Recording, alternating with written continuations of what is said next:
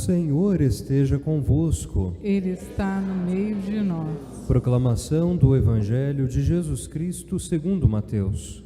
Glória a vós, Senhor.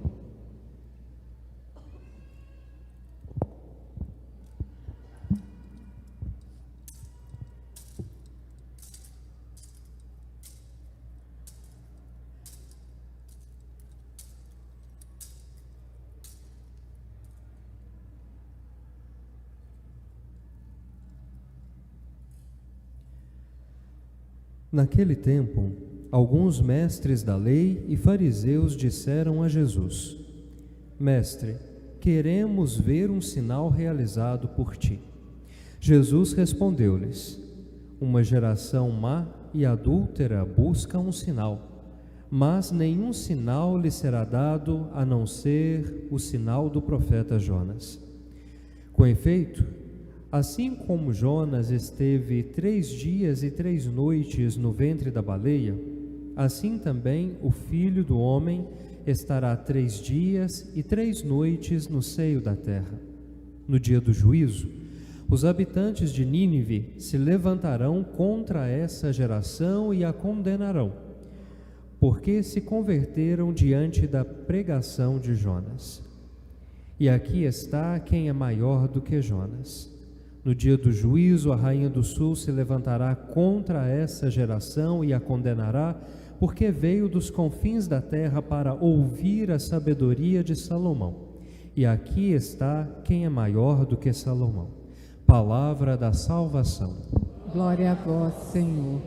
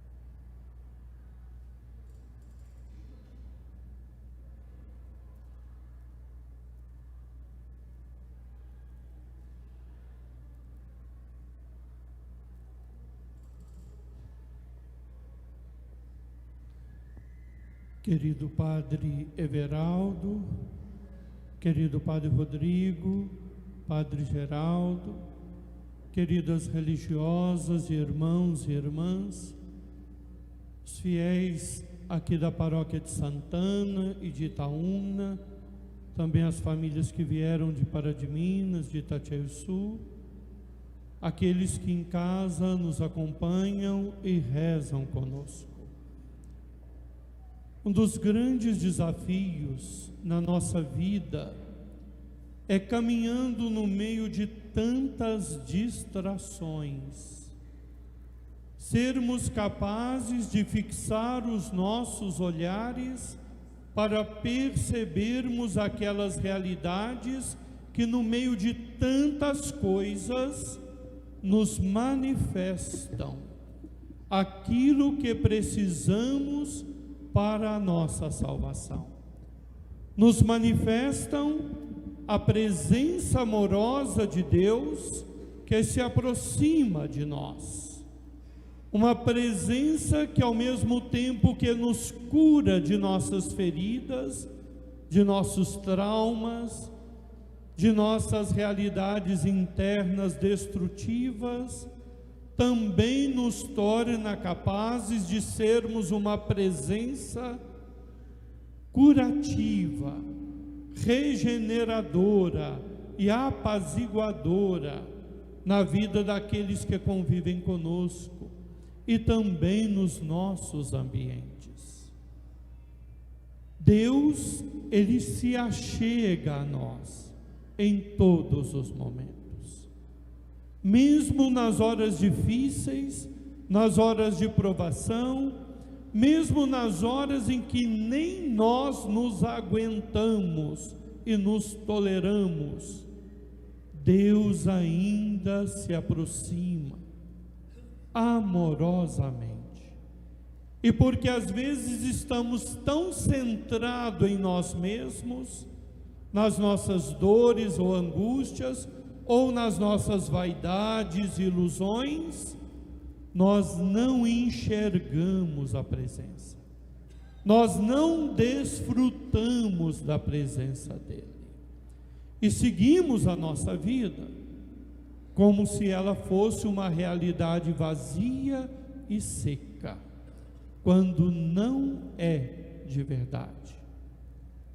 Os judeus que se aproximam de Jesus não são pessoas que desejam o conhecimento da verdade para aderirem a ela, mas são pessoas que desejam instrumentalizar Jesus, usar Jesus para fortalecer as suas posições na sociedade e diante das pessoas.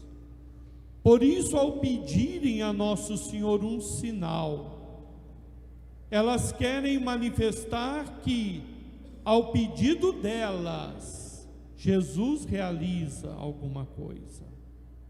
Elas querem manifestar que elas são tão importantes que Cristo dá sinais exclusivos para eles. Nós podemos às vezes desejar sinais, não porque de fato buscamos um caminho novo, mas para nos sentirmos bem conosco mesmo, envaidecidos das atenções de Deus, quando nós mesmos damos muito pouca atenção a Ele. Jesus conhece os corações. Por isso ele diz com clareza e frieza àqueles judeus: nenhum sinal vos será dado, a não ser o de Jonas. Porque o sinal de Jonas foi um chamamento à conversão e à mudança de vida. Tanto Jonas, no seu processo de missão, foi convertido por Deus. Jonas, que representava aquele judaísmo exclusivista, aqueles que pensavam num grupo eleito, perfeito e fechado aos cuidados de Deus, aonde só entra aqueles que o grupo acha que são dignos e que merecem. Por isso, quando Jonas é enviado a Nínive, que era um padrão de pecado na época, ele se recusa. Deus o manda ir para uma direção, ele toma o navio para outra, na direção de Tarsis.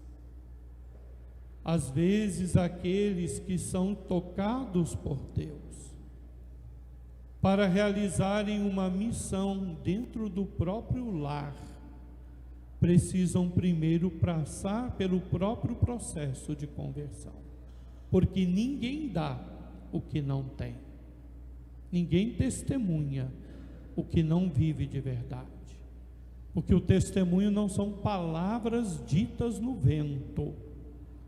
O testemunho é a expressão do nosso viver coerente com o ensinamento que recebemos no nosso crer em Jesus Cristo. E quando Jonas foge, Deus vai trabalhar a sua conversão, tanto na tempestade, como também no estar 3 dias e 3 noites dentro de um peixe, que é um aspecto de voltar-se para dentro, porque existem gente tão voltadas para fora de si, tão atentas aos outros, sobretudo aos seus defeitos e limitações, que pouco tempo lhes sobra para olhar para dentro da própria casa interior, de pensar a própria vida. Esses 3 dias e 3 noites de Jonas no peixe é uma viagem para dentro de si mesmo. É uma autocompreensão das suas escolhas, que ao invés de aproximá-lo, o afastam do Senhor. E quando Jonas é vomitado pelo peixe, ele já sai transformado e realiza a sua missão, mas não perde o seu temperamento. E nós vemos isso no livro. O resultado é a conversão de Jonas e a conversão de Nínive. Os fariseus, os chefes e os doutores da lei que pedem a Jesus um sinal, são incapazes de enxergar o sinal, porque quem não enxerga o próprio Deus diante de si, como saberá reconhecer as obras dele? Quem não é capaz de ver naquilo que Cristo fez, falou, realizou, o grande sinal de que Deus está no meio de nós, não será um milagrezinho que vai despertar a sua fé. Quando ele cita também Salomão, que fez grandes obras, inclusive o templo, explorando o povo economicamente para construí-lo, Jesus vai dizer que ele é um sinal maior do que Jonas e do que Salomão, porque a obra que ele faz não é a construção de um lugar físico para o encontro com Deus, mas é a construção de um espaço de misericórdia e de amor dentro de si, aonde Deus é encontrado e a partir de onde Deus é oferecido à família e às outras pessoas.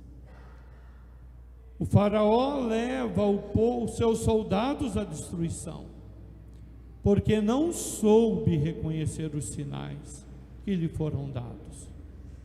Não sabia atrás de quem corria, porque se soubesse, tinha corrido para o outro lado. Sacrificou o seu exército, porque não soube reconhecer. Quantas coisas, quantas realidades nós sacrificamos na nossa imprudência, no modo de viver.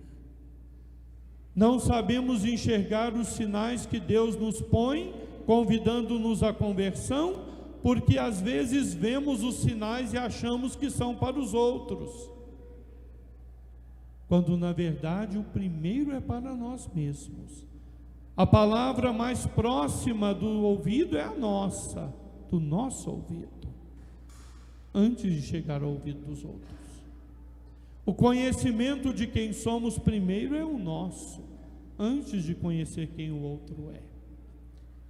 Por isso, o grande convite que a palavra de Deus hoje nos faz é termos a coragem de nos colocarmos diante do Senhor com um coração humilde e desejoso dele, não dos seus sinais, mas dele, que é o autor dos sinais.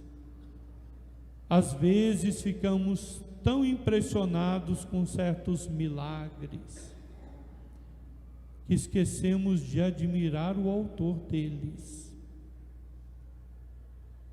E o Senhor hoje nos chama a este novo olhar.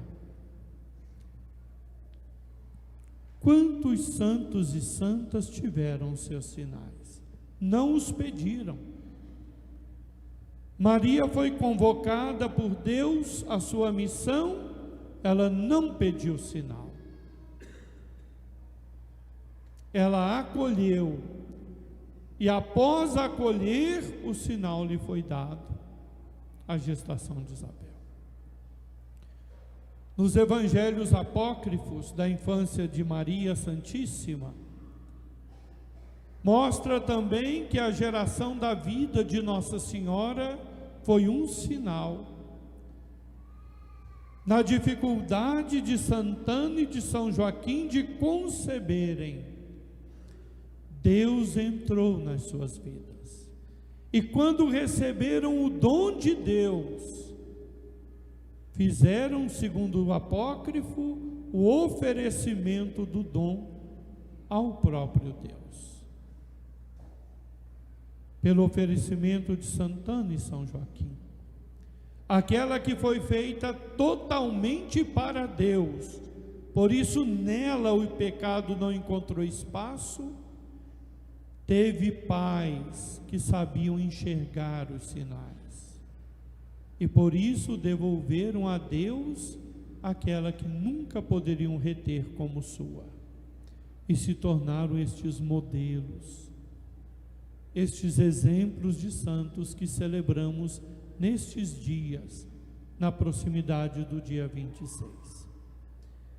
Meu irmão, minha irmã, peçamos a Deus hoje esta graça deste olhar da fé. Uma vez eu ouvia um ditado que eu achei interessante e dizia: para quem não tem fé, nenhum sinal é suficiente. Para quem tem fé, nenhum sinal é necessário. Porque para nós que cremos, tudo é sinal do amor de Deus.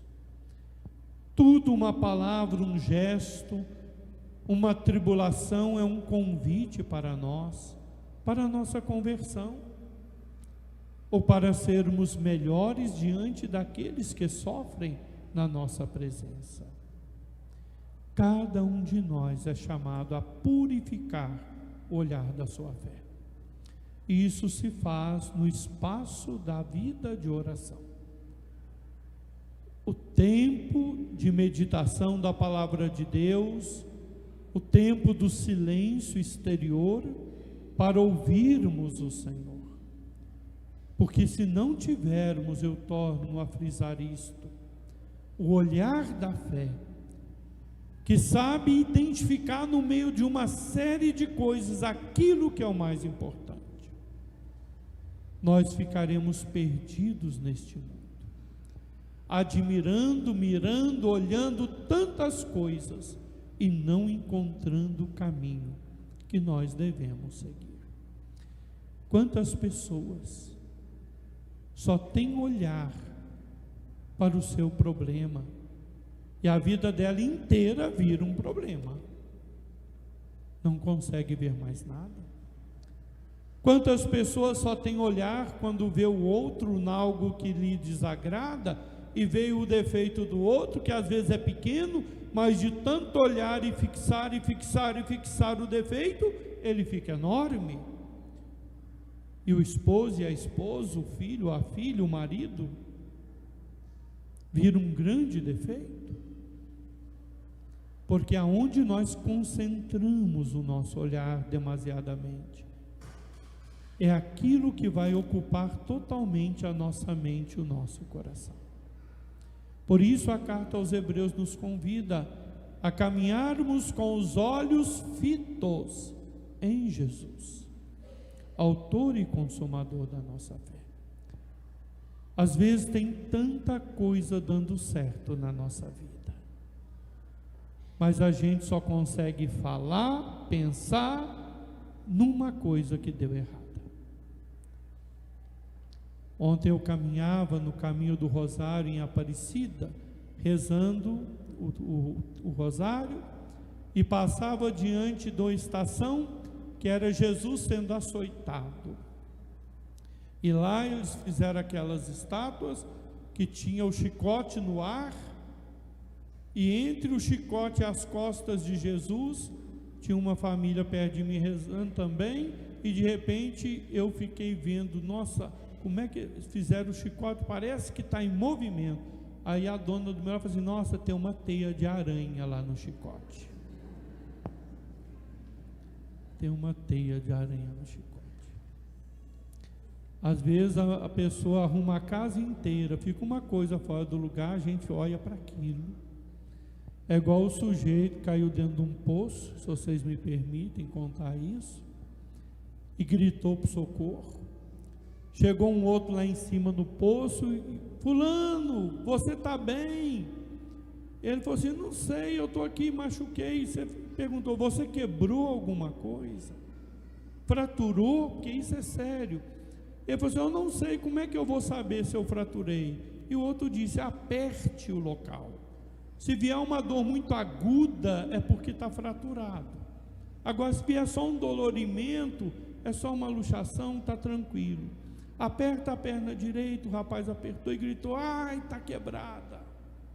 Aperta a perna esquerda, apertou, ai, está quebrada. Agora aperta o outro braço, apertou, ai, está quebrado. E tudo que o rapaz apertava estava quebrado. O outro gritou, você está morto. Ainda bem que não pediu ele para apertar o pescoço, senão ia descobrir que estava quebrado e ele estava morto. E foi aquela coisa, todo estrupiado. Aí chegaram os bombeiros, tiraram o moço estava bem. A única coisa que estava quebrada era a mão dele. Tudo que ele apertava doía. Apertava com a mão quebrada. Como nós precisamos melhorar o olhar sobre a nossa vida, sobre os nossos relacionamentos, sobre as pessoas, sobre as oportunidades que Deus nos dá. Quantas tribulações, quantas dificuldades viveram os santos, mas eles sabiam em quem confiavam, e eles seguiam a palavra de Deus, não se deixavam desviar por outras vozes, como às vezes a gente faz muito neste mundo.